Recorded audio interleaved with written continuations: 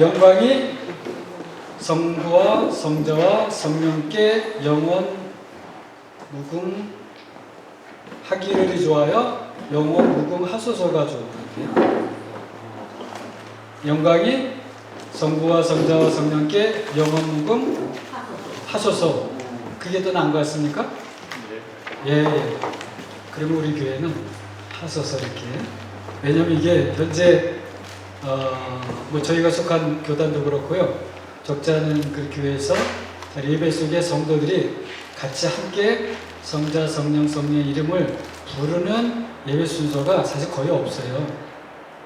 어떤 면에서는 저희 교회가 최초라고 하면 조금만 좀 교만할 수 있고요. 아마 처음 예배 시간에 함께 그렇게 부르게 되지 않을까 이렇게 싶어요. 말씀드렸듯이 우리가 하나님도 괜찮습니다. 성경도 하나님 이렇게 하고요. 여호와 다 괜찮아요. 그런데 우리에게 하나님에 대하여서 하나님 자신을 revelation, revealed, 계시해준 마지막 하나님의 이름, 최종적인 하나님의 이름이 Father, Son, Holy Spirit이에요. 그래서 우리가 지난주에는 아버지, 아들, 성령, 또는 성부, 성자, 성령. 근데 우리 예배 중에 우리가 하기는 성부, 성자, 성령이 더 나은 것 같습니다. 이제 이렇게 했죠. 대신에 이제 우리 성경에는 성경의 표현으로는 성부, 성자 이런 표현은 없잖아요. 그렇죠? 성경에서는 기록한 것은 다 아버지, 아들 이렇게 기록이 되어 있습니다. 그래서 여러분께서 그것이 다른 것이 아니고 편의에 따라서 예배 편의를 위해서는 우리가 성부, 성자, 성령 이렇게 부른다 하시고 성경 볼 때는 또 아버지, 아들 또는 이렇게 여러분께서 설교나 또 이런 거 들을 때도 아버지, 아들, 성령 이렇게 하면 다 같은 마음으로 그렇게 들으시면 될 것 같습니다. 자, 우리 조금만 더요. 우리 다시 한번 주보를 이렇게 앞에 펴놓으시고요.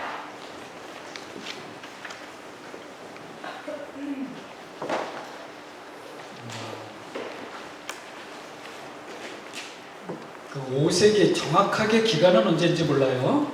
대략 한 5세기 전일 것으로 추정이 됩니다. 스페인의 그쪽에 어떤 그 자그마한 나라의 공주가 예루살렘에 여러 시종 있죠. 시종들과 함께 예루살렘에 성지 순례를 하게 됐어요. 그래서 중간에 이렇게 중요한 곳을 들리기도 하는데 최종적인 그 순례 목표지는 예루살렘이었습니다. 그런데 예루살렘에서 가서 제일 보고 싶어 했던 게 뭐냐면 예루살렘에서 드리는 예루살렘 교회의 예배였어요. 특별히 부활절 예배가 좀 어떤 모습으로 드려질까 그게 굉장히 궁금했습니다. 그래서 가면서 그 순례를 하면서 일기를 썼어요. 그리고 나중에 이제 예루살렘까지 가가지고 예루살렘에서 부활절 때 예배가 이렇게 드려지고 있다고 하는 것을 기록으로 남겼습니다. 그 기록을 이렇게 보니까 예루살렘은 다른 지역보다 아주 그 좋은 장점이 있었어요. 뭐겠어요? 실제로 하나님의 아들이 거기에서 사셨잖아요. 그리고 거기에서 십자가에 죽으시고 부활하시고 그런 현장이 있잖아요. 그런데 그 현장이 사실은 많이 망가졌습니다. 그리고 오랜 100년, 200년 세월이 200년? 네, 200년 이상 세월이 흐르면서 사실은 흔적 찾기가 어려웠어요. 그런데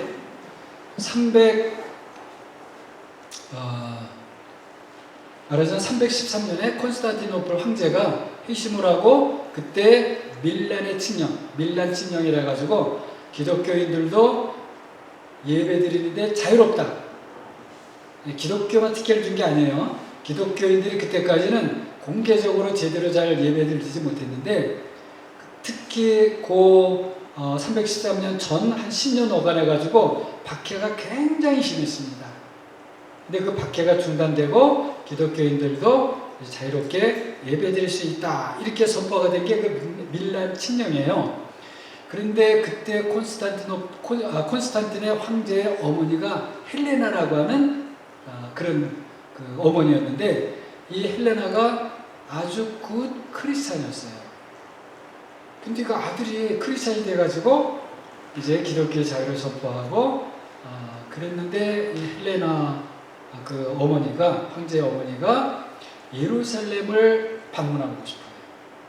그래서 예루살렘에 예수님이 실제로 어디서 십자가에 달려서 죽으셨는지, 부활하신 장소는 어딘지, 실제로 무덤에 있던 것은 어딘지 그것을 가서 보고 싶어 합니다. 그런데 흔적이 없어요. 그래서 그것을 발굴을 합니다. 그러니까 200여 년 지났지만 옛날이니까 발굴하니까 흔적들이 나오잖아요. 그 흔적들을 복원해서 골고다가 여기일 것이다. 여기다. 하고 발굴을 하고 거기다가 예배당 건물을 세웁니다. 예수님의 무덤에 이제 계시잖아요. 그 무덤이 어딘가 그것도 발굴을 해요. 그리고 알려진 바에 의하면 아마도 이 십자가가 예수님께서 달리셨던 십자가가 아니었겠는가 하는 그 십자가를 발견합니다. 진짜인지는 모르겠어요. 진짜인지는 모르겠어요. 그래서 그 십자가가 이후에 로마 제국과 교회에 아주 귀중한 보물과 같은 것이 이제 그렇게 됩니다. 자, 여하튼 그렇게 발굴이 되어지고 거기에 예배 처소가 세워지고 골고다 위에 예수님의 무덤 위에 세워지고 그것을 기초로 해서 그 이후에 예배가 또 그렇게 되어졌겠죠. 예배가 드려졌겠죠.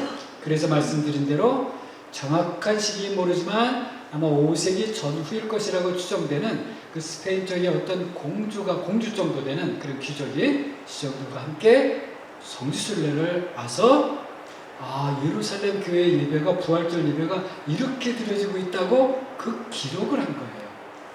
그런데 그 기록을 보면 이런 내용이 있습니다.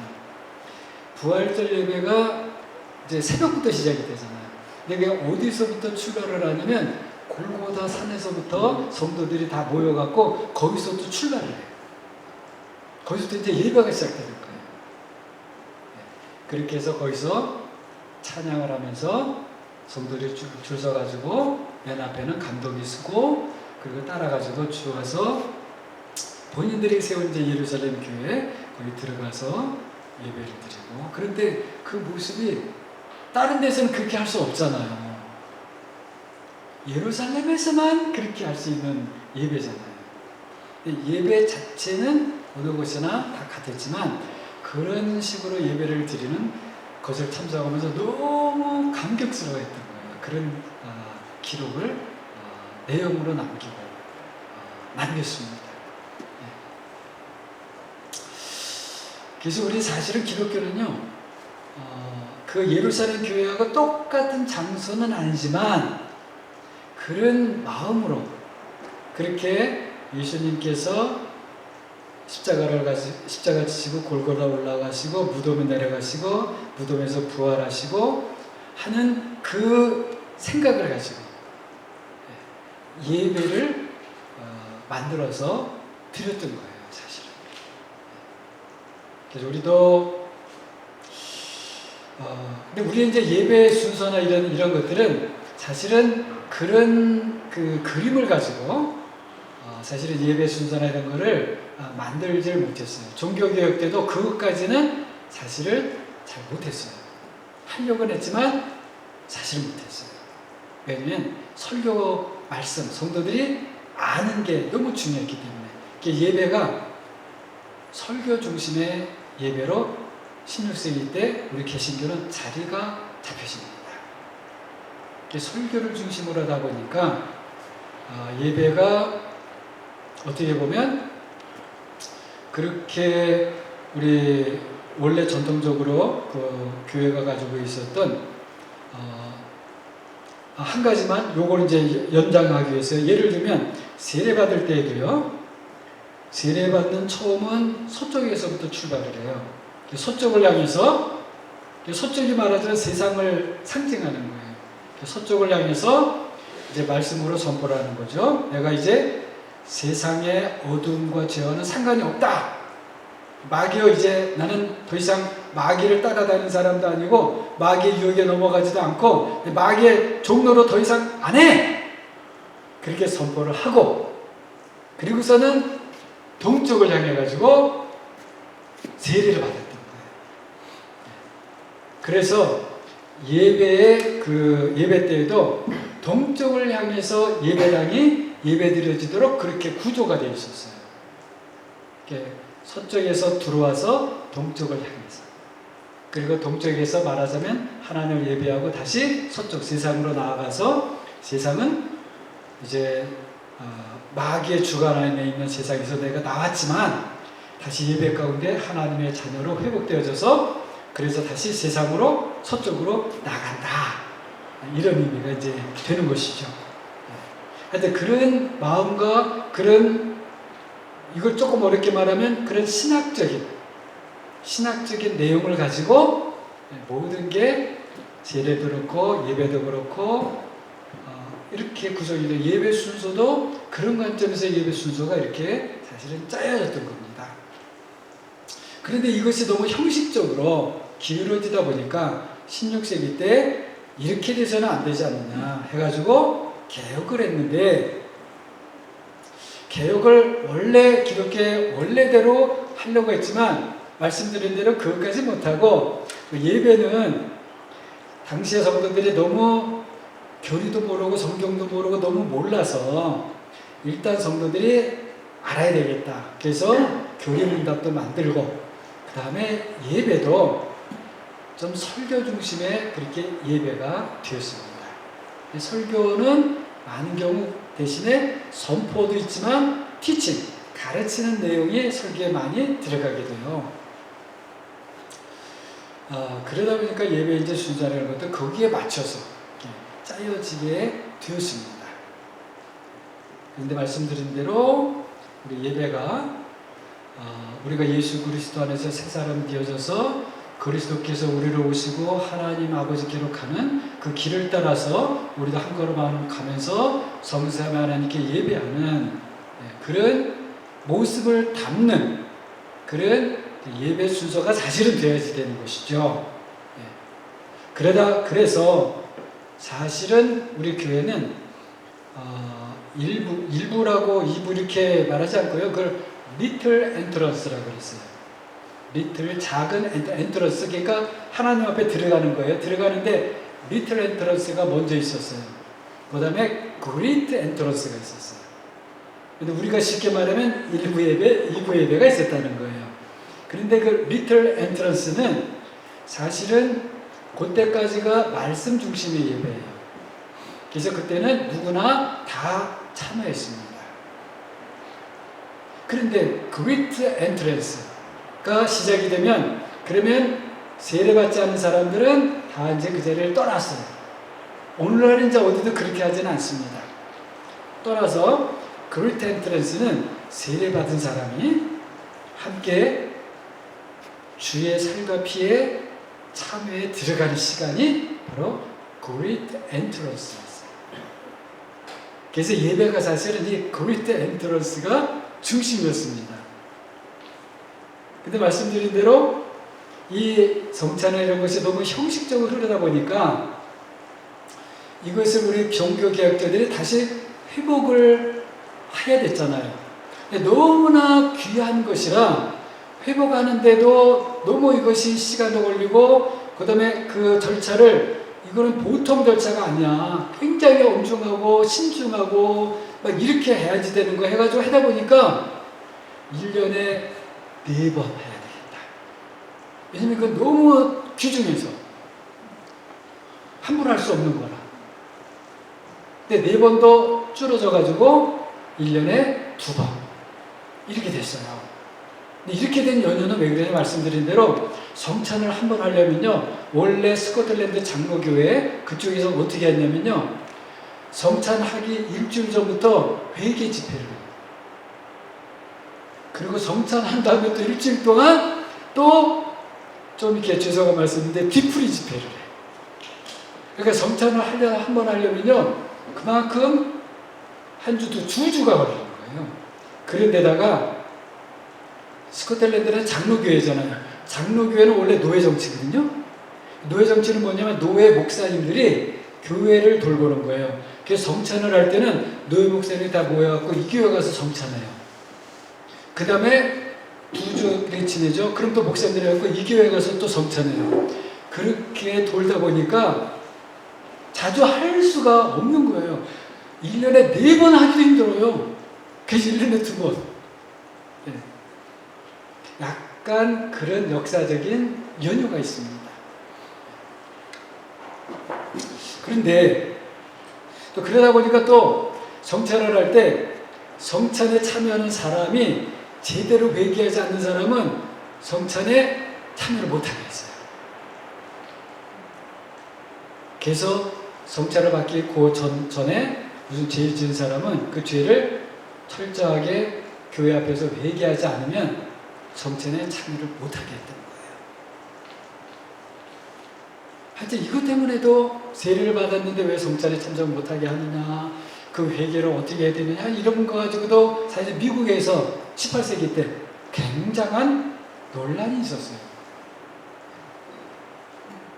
근데 이런 과정을 겪다가 오늘날은 시대도 빨라지고 뭐 이렇게 하다 보니까 옛날에는 너무 규정해서 1년에 4번, 2번 이렇게 했던 게 그 생각은 잊어버리고 1년에 그냥 2번 하니까 점점 중요성이 떨어져 버리게 되는 거예요. 오히려 반대 현상이 일어나서 버리게 되었어요. 오늘날은 이러면 안 되겠다 해서 회복하려고 하는 그런 운동이 조금 있는데 아직도 이제 개신교회는 많이 약하죠. 그래도 우리 교회는 한 달에 한 번은 성찬하는 시간을 가져야 되겠다. 이렇게 해서 한 달에 한 번 이제 킵고용을 하려고 하는데요. 사실은 성찬도 말이죠. 또 죄송한 말씀을 드리는데 우리 좀 교단도 그렇고 개신교회 일반적으로요. 성찬에 대한 정확한 규정이 굉장히 부족해요. 떡과 잔을 어떻게 준비하냐. 또 그것을 교회에서 실제로 집행할 때는 어떻게 이렇게 하며 뒤처리는, 정찬에 대한 뒤처리는 어떻게 이렇게 해야 되며, 이런 것에 대한 규정이 우리가 굉장히 약해요. 그냥 임의적으로 교회에 알아서 하도록. 그렇게 하다 보니까 성찬에 대한 신앙도 좀 약해지고 횟수도 작아지게 하다 보니까 잘못하면 이게 불편한 일이 돼버리는 거예요. 성찬 이렇게 뭐 한 달에 뭐 매주 해야 돼? 만일에 우리가 성찬을 일주일에 한 번 한다 그러면은 성찬 일주일에 한 번 해야 돼? 이렇게 될지도 모르게 되는 그런 형편이 이제 돼버리게 되었고요. 그러다 보니 제가 우리 장로님들 책임은 전혀 아닙니다. 전혀 책임이 아니에요. 제가 성찬 시간을 맞이할 때마다 목사로서 어떻게 해야 될지 저도 잘 모르겠고요. 그 다음에 또 어떻게 해야 정말 주님의 살을 그렇게 받는 것처럼 처음부터 준비를 하고 어떤 과정을 거쳐갖고 해야 되는 것에 대해서 좀 이렇게 딱 규정이 탁탁탁 돼 있으면 그걸 잘 배우고 하면 되잖아요. 없다 보니까 저도 이래야 될지 어떨 땐 저래야 될지 잘 몰라서 계속 기도하고 있습니다. 예를 들면 제가 이제 정교회 수도원 한 6개월 갔다 와봤잖아요. 거기는 보니까 제가 또 그렇다고 구체적으로 잘 알지 못해요. 그러나 이제 참고로 이렇게 말씀을 드리면은 거기는 캐톨릭은 우리처럼 그 전병 있죠, 하얀 떡, 그걸 써요. 그런데 거기도 그 하얀 떡은 거기는 수도나 이런 곳에서 거기서 인정된 곳에서 만들어요. 만든 것을 그 다음에 지교회에 이렇게 보내서 배분해 주죠. 그러니까 거기는 처음부터 그런 절차들이 아주 탁탁 있어요. 여하튼 정기에는 보니까 그냥 참고적으로 들으시면은요, 성도 중에 한 분이, 거기는 매주 해요. 매주 하는데 그 빵을 만드는 규칙이 있어요. 거기는 누룩 있는 빵을 만들어요. 근데 그 규칙을 아는 성도가 집에서 오븐에 구워 갖고 와요. 그리고 틀이 있고요. 그 다음에 빵을 만들 때 그 앞에 그 새기는 그 문양 이런 게 있어요. 그런 게 다 있는 것 같아요. 그래서 그 성도가 그걸 준비하면은 금요일 저녁인가 갖고 오고요. 그럼 토요일 날 그것을 주일을 위해서 토요일에 준비하는 기간이에요. 성찬 떡과 포도주는 보니까 그 수도사 분들이 직접 가게 가고 사가지고 이렇게 하더라고요. 여하튼 그렇게 해서 준비가 토요일 날 오전에 되면 그러면은 거기에 그 담당 수도사 중에서도 프리스트가 있고 디콘이 있고 다 그렇거든요. 그 직분을 맡은 분들이 모여갖고 토요일부터 준비를 해요. 준비라는 절차도 있어요. 그렇게 하고 준비를 다 해놓고 그 다음에 주일에 디바인 리터지 해가지고요. 말하자면 주일 예배죠. 예배. 그때 그 앞에서 그 제단이 있죠. 제단이 이제 우리 테이블처럼 이게 있어요. 그 앞에 그 앞에 이제 놓는데 그거 전에 준비된 것이 그 옆에 이렇게 놓여 있더라고요. 그리고 실제로 이제 그럴트 인터런스라고 하는 순서가 시작되면 그러면은 그 프리스트하고 디콘하고 그 보조에 있는 사람들이 거기 가가지고 그 빵과 잔을 들고 이동을 해요. 이동을 쭉 해와가지고 중간으로 해가지고 이제 단에 올려놔요. 그럼 그때 들어갈 때 이제 다 경건한 마음으로 그렇게 이제 자세를 취하죠. 그리고 그 앞에 올라가면은 거기서부터 그 자르고 하는 일들을 실제 예배 속에 있어요. 거기 보니까. 그래서 그 다음에 우리 개신교도 요거 마찬가지고 캐톨릭이나 정교회나 마찬가지인데 그 떡과 잔을 놓고 기도를 하잖아요. 우리는 목사가 하고 그건 프리스트가 하고 그렇게 기도를 하는데 여러분 꼭 기억해야 될 게 기도에서 제일 중요한 부분이 뭐냐면 성령의 임하심을 위해서 기도하는 거예요. 그 내용이 제일 중요해요. 그리고 성령의 임하심을 위해서 기도하는 기도는 1세기 때부터 2세기 때부터 그렇게 떡가산을 놓고 기도했던 그 내용이에요.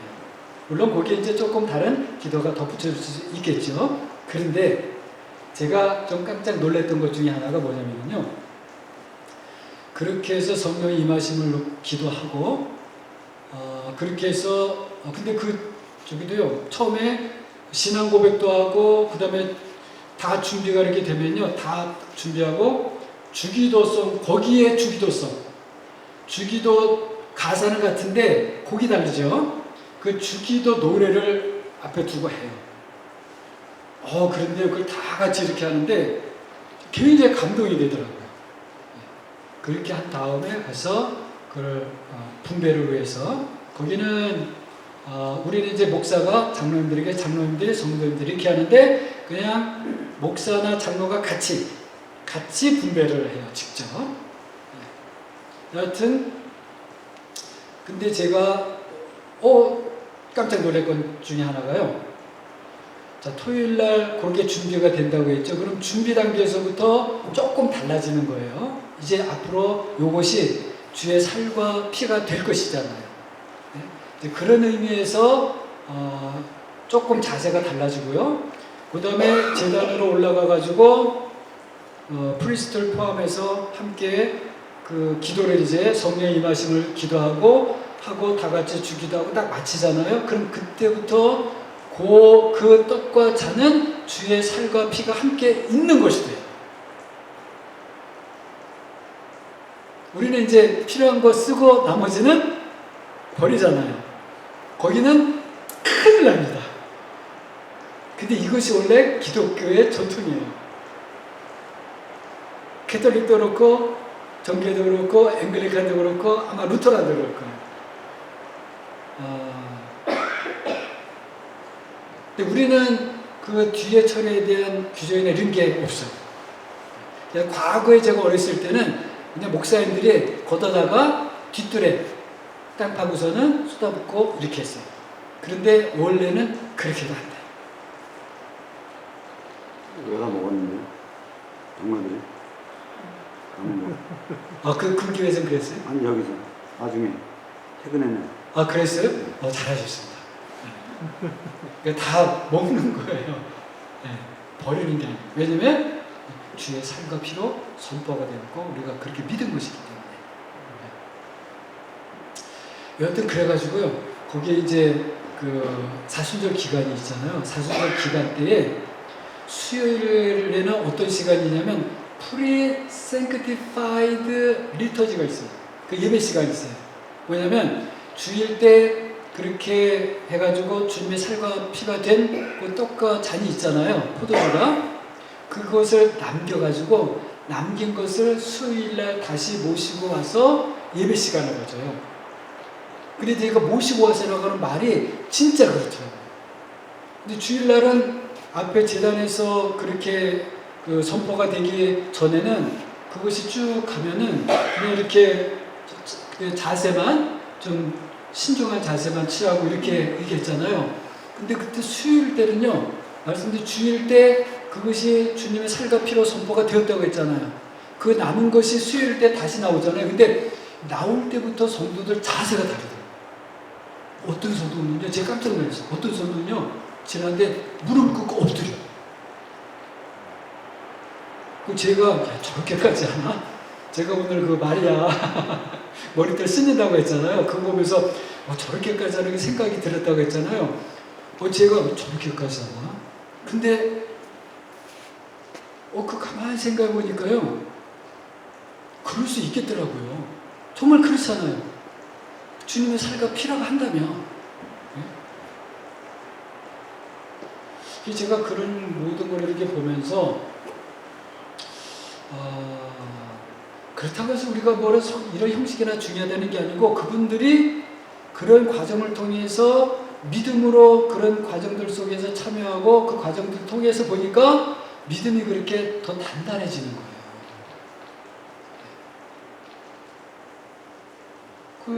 제가 말이죠. 조지아에서 조지아라고 하는 나라 있죠. 조지아라고 하는 나라에서 그 아버지 따라서 이민원 1.5세 청년이 있어요. 21인가 2이라고 그러더라고요. 제가 물어보니까. 근데 조지아는 이제 정교회잖아요. 근데 여하튼 이렇게 해갖고 거기 이제 수도원에 자기가 이제 학교 그때 밀리터리 스쿨을 다닌대요. 거기 미국은 특이하게 밀리터리 스쿨이 프라이빗 밀리터리 스쿨도 있더라고요. 장교가 되는데 그런 밀리터리 스쿨이 있어요. 그러니까 사관학교 말고. 근데 거기를 다니는 청년이었어요. 남자 청년인데 이 청년이 거기 수도원에 왔는데 말이죠. 우리 같으면 청년이 지금 이제 진우가 몇 살이지? 22. 이 진우 정도 되는 나이인 것 같았어요.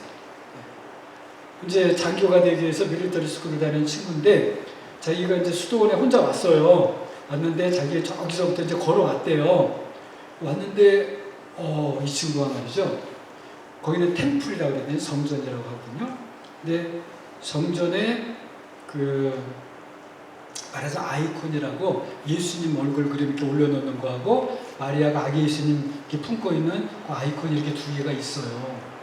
그런데 이 청년이 거기 가고 무릎 꿇고 엎드리는 거예요. 제가 그걸 보고요. 이 젊은이가 보통이 아니다. 그런 생각이 드는 거예요. 근데 이게 제가 영어는 잘 하지 못했지만 좀 하고 하는 거 보니까 바로 딱 해가지고 거기 이제 나이 든 이제 수도사 분들이 계시잖아요. 일하면은 가서 돕고 나무 심으면 땅 파고 나무 심어주고 이 태도와 자세가 그 삶을 대하는 태도와 자세가 좀 다르더라고요. 물론 다 그런 건 아니겠죠. 근데 그냥 청년인데 좀 그런 거예요. 그런데 이제 떠날 때가 됐는데 그 가족들이 다 왔어. 그 수도원에요. 가족들이. 아빠, 엄마, 여자 동생 해가지고요. 이 오빠가 이제 수도원에 며칠 가서 있는다고 하니까 마지막 날 맞춰가지고 가족이 다 온 거예요. 근데 그 가족이 함께 이제 같이 수도사들하고 이야기하고 하는데 좀 다르다. 하여튼 그런 생각을 많이 갖게 됐고요. 그 청년이 예배 드릴 때 갖는 태도나 자세들이 너무 좀 다른 거예요. 아주 진중하고 아주 숙일 줄 알고 하여튼 좀 다르더라고요. 말씀드렸듯이 다 그렇지는 않겠죠. 우리 예배는요 중요합니다. 조금 하고 기도하고 시작하려고 했는데 상당히 시간이 가네. 예배는 아주 중요해요. 그래서 중요한 것만큼 그 예배가 중요성의 실제적인 내용을 담고 있어야지 돼요. 근데 우리는 말씀드린 대로 너무 설교 중심이다 하다 보니까 다른 것들은 좀 소홀히 하는 경향이 있단 말이에요. 그것이 우리의 약점입니다. 그게 아니고 예배는 처음부터 끝까지가 다 하나님에서 드려지는 것이고 다 귀중한 거예요. 그리고 여러분들이 뭐 하라니까 일어나니까 일어나시고 이렇게 하면 안 되고 앉으니까 앉았고 찬송합시다 하니까 합시다 이게 아니고요. 뭐 하나가 뜨더라도 이것이 내가 예배자로서 내가 하나님 앞에서 내가 지금 이걸 하는 것이다. 이런 분명한 예배자의 의식을 가지고 참여를 해야 된다는 거예요. 그냥 왔다가 앉았다가 설교가 있다가 조금 찡하는 말씀 드리면 아유 은혜 받았습니다 하고 가고 그렇게 하면 안 되는 거예요. 처음부터 말하자면 리틀 엔트런스, 그레이트 엔트런스잖아요. 들어오는 거거든요. 내가 지금 예배당에 들어올 때부터 하나님의 나라에 들어왔다. 하나님의 궁전에 들어왔다. 내가 지금 하나님을 향하여 서 있다. 내가 지금 하나님을 향하여 찬양하고 있다. 그래서 여러분 그 교동문 있잖아요. 교동문도 순서에 따라서 이렇게가 아니고요. 정말 우리가 서로 제사장이 된 입장에서 목사로서의 제사장, 평신도로서의 제사장 이렇게 제사장 된 사람의 입장에서 하나님의 말씀을 주고 받고 이렇게 하는 거예요. 그 하나님께서 보시는 거예요. 그래서 사도신경도 마찬가지입니다. 사도신경도 그냥 이게 천지 만물을 창조한 하나님 아버지라고 하면서 이게 아니고요. 천지를 만드신 하나님 아버지를 내가 정말 하나님 아버지, 하나님 아들, 하나님 성령이 계시잖아요. 네? 그 앞에서 우리 아버지께서 아들께서 성령께서 창조하신 세상을 두고 이 하늘과 땅을 창조하신 전능하신 하나님 아버지를 내가 믿사오며 그 외아들 우리 주 예수 그리스도를 믿사오니 이렇게 우리가 힘있게 선포하면서 고백하는 거예요. 그래서 고백도요 사실은 찬양이에요. 찬양. 그리고 실제로 여러분이 그 옛날에 로마 관리 앞에서 나가지고 또 예수 믿는 사람이야? 네, I'm a Christian. 너 크리스찬인지 어떻게 알아? 아니면 너 죽어야 돼? 막 그랬을 때에 I'm a Christian. 그게 I'm a Christian 이게 아니잖아요. 네? 뿐만 아니라 I am a Christian라고 하는 것은 바로 사도신경을 그 앞에서 고백하는 거예요. 하늘과 땅을 만드신 로마 황제가 아니고 하나님 아버지가 하늘과 땅을 만드신 전능하신 하나님입니다. 로마 황제가 아니에요. 로마인들이 섬기는 제우스 신이나 무슨 그런 신들이 아니고요. 이거를 선포하는 거예요. 이것이 아니고 이겁니다. 이렇게. 그런데 그 하나님의 아들이 아버지와 함께 천지만물을 창조한 그분이 독생자 그분이 우리를 위해서 이 땅에 이렇게 오시고 이렇게 하고 십자가에 죽으시고 그러나 부활하시고 다시 오실 것이고 뿐만 아니라 우리의 성령을 믿습니다. 그리고 하나님의 교회를 믿습니다. 그것을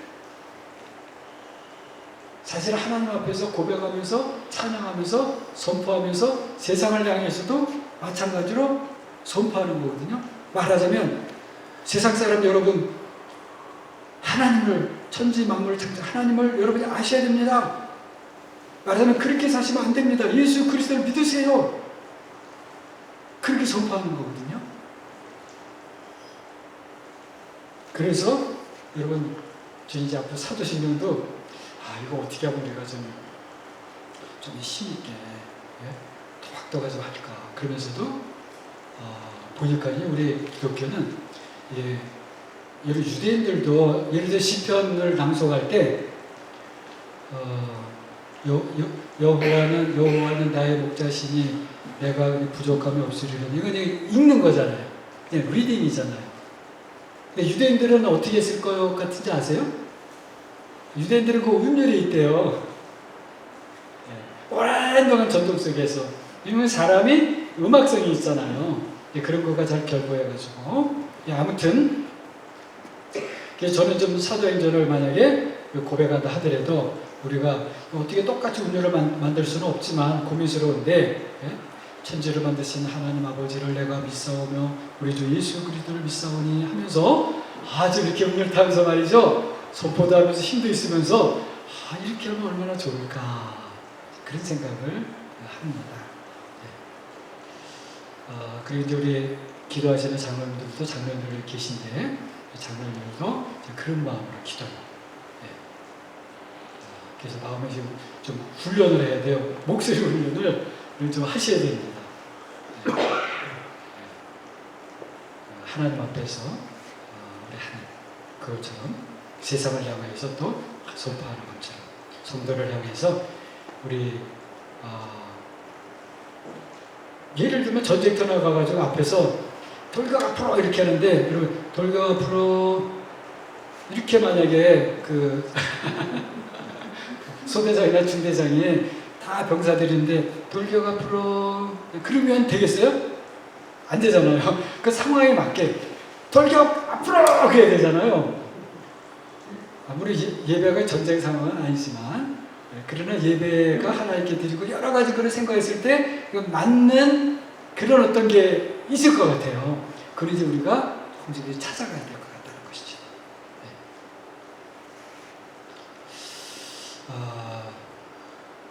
여튼 이런 거 생각하면 우리가 찬송도 실제로 이제 이렇게 찾아보니까 이런 내용이 찬송이 있어서만 하는 것들이 있는데 좀 부족한 것도 좀 많이 있고요. 좀 그렇습니다. 여하튼 이제 우리가 다음 주일이 이제 종료주일이잖아요. 그 다음 주일이 부활주일입니다.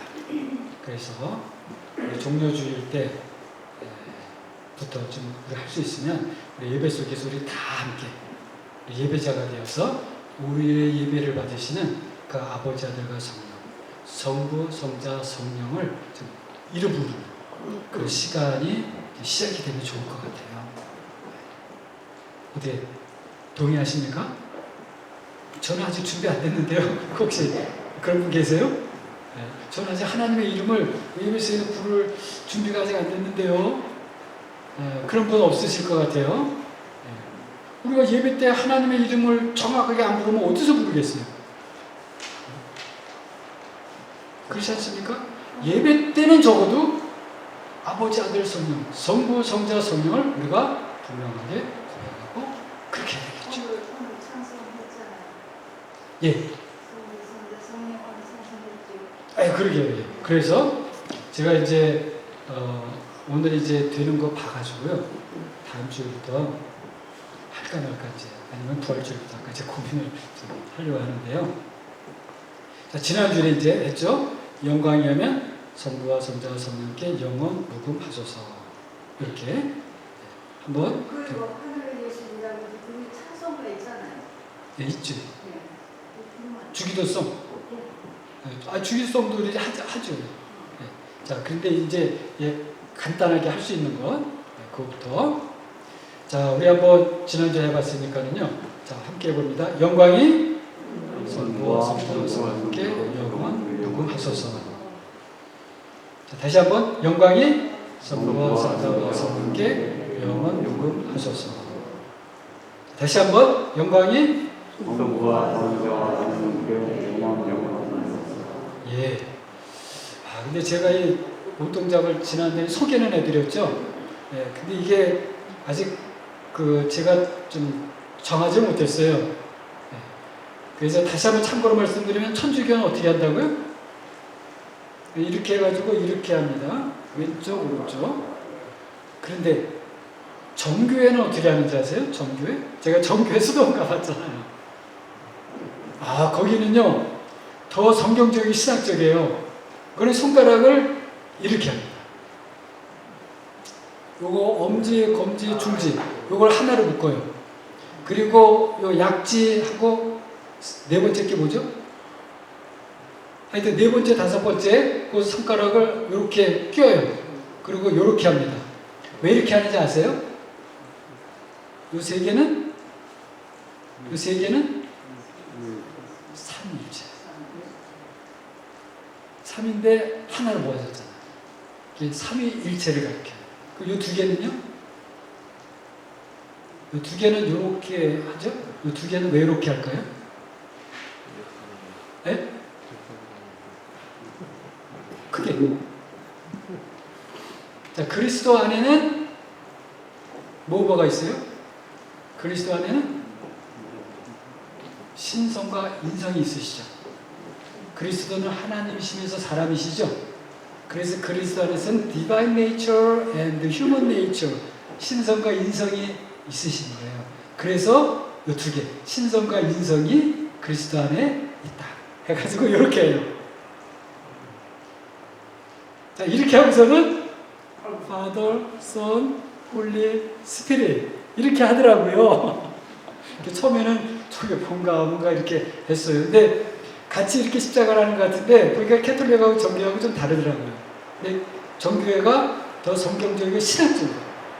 아무튼 우리가 똑같이 따라하기 좀 뭐하잖아요. 네? 그래서 제가 지난 주일에 영광이 성부와 성자와 성령께 영원 무궁하소서 이렇게 이제 하면 어떨까? 제가 이제 말씀을 드린 거예요. 이렇게 하는 개신교회가 없어요. 만약에 한다면 우리 교회가 최초입니다. 모르겠어요. 우리가 할지 말지. 자, 영광이 성부와 성자와 성령께 영원하소서. 영원 무궁하소서. 자, 영광이 성부와 성자와 성령께 영원 무궁하소서. 어떻게 보기에 어때요, 여러분? 어색해요? 아니면은 그냥 봐줄만 해요? 시험 들어요? 시험 드시는 분. 다시요. 영광이 성부와 성자와 성령께 영원 무궁하소서. 다시요. 영광이 성부와 성자와 성령께 영원 무궁하소서. 자, 시험 드시는 분. 어색하게 느껴지시는 분. 어색하실 거예요. 손을 안 드셔도. 네, 어색하실 거예요. 그 다음에 보기가 그냥 무난하다고 생각하세요. 무난하다. 네. 근데 이게 말이죠. 뭘 하나 하면은 나중에 그게 아니라 바꾸기 힘들어가지고 일단은 우리가 말로부터 하는 거예요. 말로부터. 그래서 이 몸동작은 우리가 1년 후에 기도하면서요.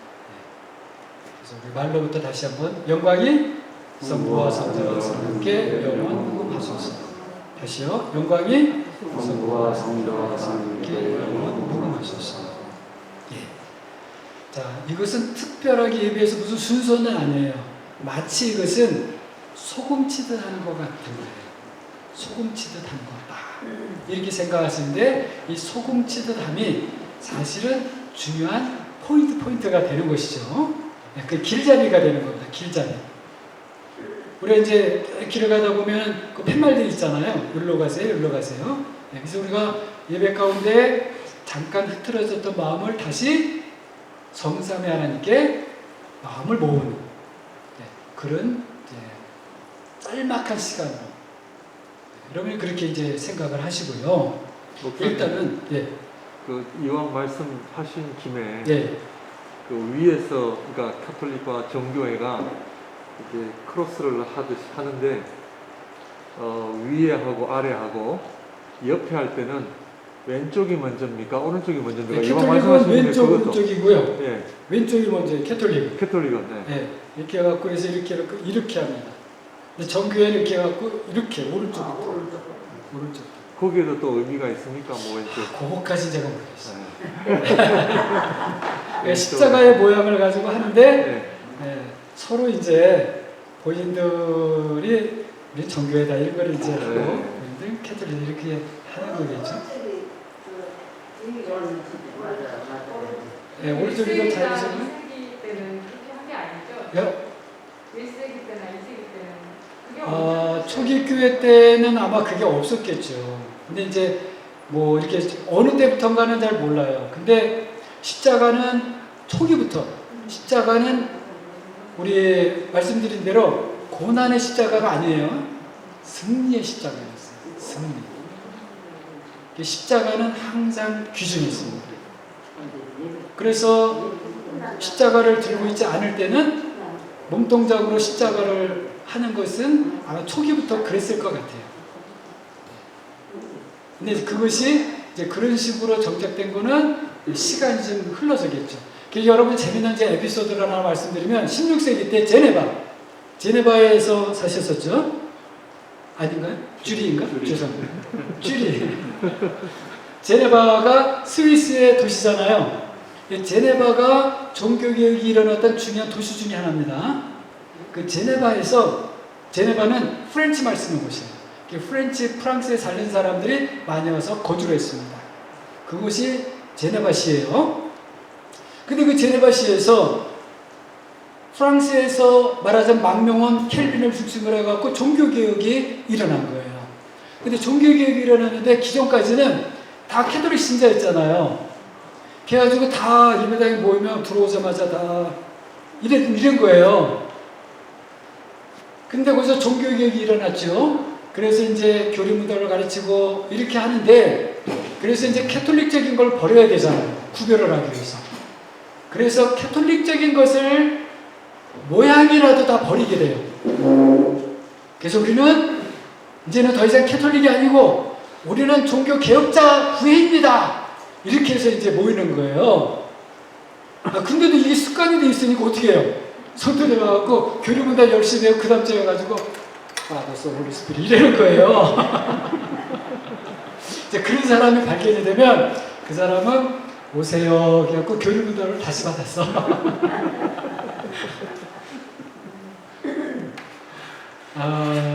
그러니까 사실은 그때 그냥 그렇게 할 수도 있었던 거예요. 그런데 더 이상 우리는 캐톨릭과 겉으로 구별이 되잖아요. 탁 보고 예배당에 들어올 때 구별이 돼야 되잖아요. 그래서 그런 편의를 위해 가지고 그런 것들을 다 걷어냈어요. 목사님 왜 구별이 돼야 됩니까? 예? 왜 구별이 돼야 돼요? 그러니까 당시의 종교개혁자들은 우리 더 이상 캐톨릭이 아니다. 우리는 바른 신앙을 가졌다.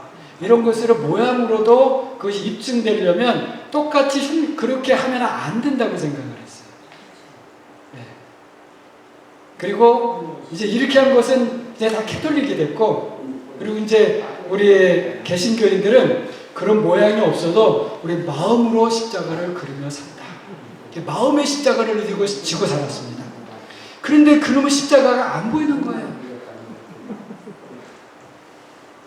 십자가가 안 보이니까 점점 세월이 갈수록 십자가 없는 신앙생활이 더 돼버려요. 물론 그러면 뭐 캐톨릭은 십자가 이렇게 하니까 십자가의 삶을 살았나? 거기도 다 부족하지요. 부족하지. 그런데 역사를 이렇게 돌이켜 보니까 그래도 악의 모양은 모양이라도 버리는 게 맞지만 선한 것이라면 모양이라도 갖고 있는 게 더 나은 것 같다. 좀 이런 생각이 드는 거예요. 예. 선한 것은 내가 정말 선한 사람이 아직은 아니더라도 그 선한 모형을 자꾸 흉내내로 내다보면 선한 것을 닮아가게 되거든요. 그런 것 없이 무조건 이거 하면 천국 가. 이거는 아니고요. 그렇죠? 그거는 아니죠. 이렇게 하는 것은 그래 십자가의 삶을 내가 중요하게 생각하고 십자가의 삶을 살겠다. 그리고 십자가의 삶을 사는지 내가 이걸로 여러분 나를 판단해 주세요. 이래서 이거 하는 거 아닙니까? 이것만 하고서는 십자가의 삶을 안 산다. 그럼 이거 뭐예요? 그죠? 예. 우리 말씀드린 대로 우리 개신교는 우리는 그 형식을 따지지 않고 우리는 십자가를 마음에 심었습니다. 마음에 심긴 십자가 했는데 말씀드린 대로 50년, 100년, 150년 지나면서 십자가가 안 보이고요. 마음속에서도 십자가가 사라지게 되더라는 거예요. 그리고는 그 십자가는 예배당 꼭대기에만 달려 있어요. 예배당 꼭대기에만 달려 있어요, 십자가. 예배당 꼭대기 십자가 달리는 것도 좋은 거죠. 좋은 것인데, 하여튼, 그래서 제가 여러분 주일날마다 잊어버리면 할 수 없고요. 십자가를 늘 가지고 와요. 이렇게 손에 쥐고. 말씀드렸는데 그 십자가는 저희 어머니 관에 놓고 화장을 하셨는데 같이 어머니 손에 쥐어드리고 8월까지 같이 이렇게 갔으면 좋겠다 했는데 벌써 한 것 같으니 다 끝났어요. 그래서 그 십자가를 도로 가져갔어요. 그 십자가를 그렇게 이제 생각을 하고, 그 다음에 그 십자가는 제가 나중에 또 화로로 들어갈 때 같이 가지고 들어가려고 그럽니다. 맨날 그거 닦고 있어요. 네. 넌 나보다 일찍 타면 안 돼. 담아야 돼. 네? 담아야 돼. 사서만 놓으면 안 되고 말씀드린 대로 십자가의 삶, 그 삶을 말씀드린 대로 저는 전에 십자가 하면 고난 이런 걸 너무 생각해가지고 뼈 부담이 됐더랬어요. 근데 그게 아니고 이것이 하나님의 아들이 죽음을 이기신 승리의 십자가, 죽음을 이긴 승리의 십자가. 이렇게 붙잡으니까 제가 내 마음이 좀 든든해요. 집에도 늘 이제 놓는 자리가 있거든요. 그거 이제 보고 이렇게 하는데 든든합니다. 이제 서론이 끝났고요. 본론을 해야지. 예. 기도도 못하고 서론하고서는 본론을 하려니까 기도 잠깐 하겠습니다. 사랑의 하나님, 우리는 많이 부족합니다. 겉도 부족하고 속도 부족합니다. 주님께서 이렇게 부족한 사람들 그리스도와 함께 모이게 해주실 때는 그 부족함을 크신 하나님께서 채워주시기 위함인 줄로 믿습니다. 늘 채움을 받고 또 채움을 받고 그래서 더 부족해지고 더 채움을 받고 하는 그런 믿음의 삶을 계속할 수 있도록 인도하여 주시옵소서. 오늘의 이제 마지막 공부 시간입니다. 잘 마무리하고 우리 또 다음 주일부터는 주일 예배부터 좀 새로운 마음으로 한 걸음을 내드릴 수 있도록 인도하여 주시옵소서. 예수님 이름으로 기도합니다. 아멘. 자, 그래서 우리 다음 주일부터요 예배 때에 이런 순서를 이렇게 보시면은요. 처음에 사실은 우리 한 목사님께서 먼저 찬양부터 시작하시잖아요. 그때부터 예배라고 생각을 하세요. 그리고 여러분이 그러려면 조금 더 일찍 오셔야 될 것 같아요. 그래서 기도를 한번 마음에 준비하시고 세상의 짐도 좀 기도하시고 내려놓으시고 한 목사님과 함께 찬양을 하시면서 예배 부르심의 자리를 나아가죠. 자, 그런데 그때 다 같이 일어나잖아요. 일어나서 찬양을 하죠. 그러면 제가 이제 찬양 마치면 그 다음에 시편 낭송하고 그 다음에 기도하잖아요. 그래서 다 같이 일어나서 찬양 마치면 제가 앞에서 바로 시편 낭송하고 기도 들어가지 않고 간단하게 이제 요거를 하려고 그래요. 영광이 성부와 성자와 성령께 영원 무궁하소서. 그리고 제가 지난주일인가요? 찬송가에 앞에 보게 되면 그 덕설러지 있죠. 덕설러지. 사실 덕설러지는 일반 뭐 125장 찬송 그런 것 같은 게 아니거든요. 그냥 늘 중간중간에 들어가는 덕설러지예요. 그래서 우리가 말로 영광이 성부와 성자와 성령께 영원 무궁하소서 이렇게 하고 그 덕설러지를 매주일 그 장을 바꿔가지고 하려고 그래요. 그리고 그거 한 다음에 그 다음에 제가 이제 평소대로 시편 한 절 그리고 읽고 기도하고 그렇게 예배가 들어가고요. 그 다음에 또 한 가지 사도신경 외울 때에 눈 감고 해서도 괜찮습니다. 그런데 가능하면 이제 눈을 뜨시고 그리고 앞에 사도신경 띄우나요? 띄우는 거 보셔도 되고 그냥 암기한 대로 그대로 이렇게 하셔도 되고요. 조금 더 힘이 있게 전능하사 천지 만물을 만드신 하나님 아버지를 내가 믿사오며 이렇게 또박또박 선포하듯이 그렇게 했으면 좋겠습니다. 어떻게 하실 수 있으시겠어요? 예, 우리가 예배자가 되어서 이제 그리고 말씀드린 대로 성경 교독할 때도 순서에 있으니까 한다 이렇게 생각하지 마시고 어떻게 해요? 여러분은 평신도 제사장, 저는 목사 제사장. 제사장과 제사장이 하나님 앞에서 서로 말씀을 주고받으며 하나님 앞에 예배 자리로 나간다. 이렇게 생각하시고 서로 말씀을 주고받는. 여러분 이렇게 한번 생각해 보세요. 그 아리아, 오페라 그 있잖아요. 그 장면에서 서로 나는 당신을 사랑합니다. 그러면 저쪽에서 또 아니 나는 여전히 미워요 뭐 하면서 이렇게 주거니 맞거니 하잖아요. 그죠? 근데 우리는 이것을 이제 세상적으로 한 게 아니고 하나님 말씀을 가지고 서로 그와 같이 주고 받고 하는 그런 마음으로 그렇게 한번 해보겠습니다. 예, 그렇게 하고 설교가 마치면 영광이 또 성부와 성자와 성령께 영원 무궁하소서 이렇게 하고 설교 마친 기도를 하려고 해요. 아시겠죠? 네. 여러분 이제 주보의 순서에 이때 이때는 이렇게 해야지 하고 한번 실제 순서를 보고요. 한번 여러분이 실제 순서지를 이렇게 보면서요. 이때 내가 이런 마음이 부족했지. 앞으로 내가 실제 예배자가 되어서 이때 이런 마음으로 참여해야지. 그러니까 또 한 목사님께서 찬양 인도하고 그러실 때도 찬양합시다 하니까 하는 게 아니고 사실은 우리가 함께 찬양하는 것을 옆에서 돕는 분이 한 목사님이에요. 한 목사님이 찬양하는 것을 따라하는 게 아니고요. 아시겠습니까? 네. 우리 한 목사님도 그런 마음을 하셨겠죠. 그죠? 네. 우리가 찬양을 하는 거예요. 찬양하는데 옆에서 부채질 해줘요. 네? 불이 더 잘 붙으라고 네. 부채질 하는 거죠. 그런 겁니다. 우리가 찬양하는 거예요. 그런 마음으로 그렇게 하시고요. 네.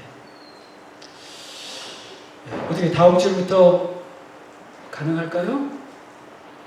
한번 해보도록 하겠습니다.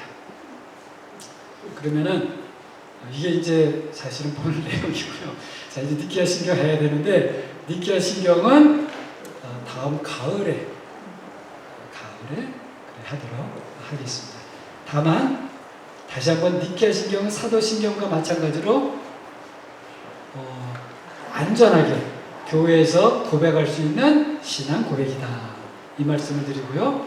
사도 신경이 미처 보완하지 못했던 내용을 후에 믿음의 조상들이 잘 보완을 해서 우리에게 남겨주었다. 이렇게 생각을 하시기 바랍니다.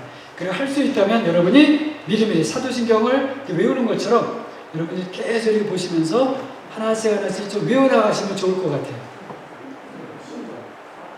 이것도 한번 try 해보시겠습니까? Try to memorize? 네? 예. 여러분 우리가 예배에서 아버지 아들과 성부와 성자 성령의 이름을 부르는 것은 그것이 이제 우리의 작은 시작입니다. 그렇게 생각하시고요. 거기서부터 이제 우리가 조금씩 가는 거예요. 그래서 예배가 우리가 하나님 앞에 우리 기독교 역사적으로 성경적으로 합당하게 그렇게 또 세워져 가면서 우리도 역시 마찬가지로 그 예배 가운데 세워져 가고 그렇게 해서 우리가 그리스도의 몸으로 성령을 통하여서 점점점 만들어져 가면서 그래서 우리가 이 세상의 삶 속에서도 그런 월십 라이프를 살아가고 그러나 힘들잖아요. 그때 다시 상처 있고 또 기운이 빠지고 했던 우리가